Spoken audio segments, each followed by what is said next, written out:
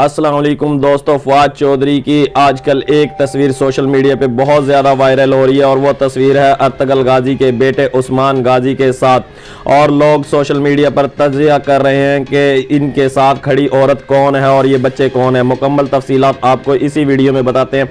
अगर आप हमारे चैनल पर नए हैं तो चैनल को सब्सक्राइब कर लें और वीडियो अच्छी लगे तो लाइक कर लें, क्योंकि हम आपके लिए ऐसी वीडियो लेकर आते रहते हैं। चलते हैं अपनी वीडियो की तरफ। दोस्तों, फवाद चौधरी की ये तस्वीर उस्मान गाजी के साथ इनकी बेगम है हिब्बा फवाद और इनके बच्चे हैं, दोनों बेटियां हैं, निसा और इसकी दूसरी बेटी है।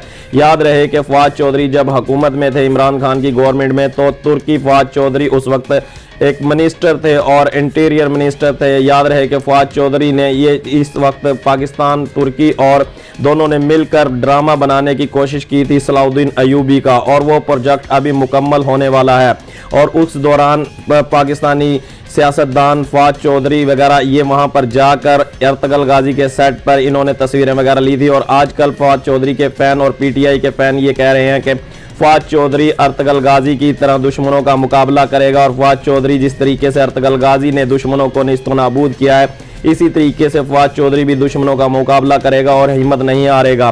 फवाद चौधरी इमरान खान का निडर साथी है। अगर वीडियो अच्छी लगी तो लाइक कर लें, चैनल को सब्सक्राइब कर लें। अल्लाह हाफिज़।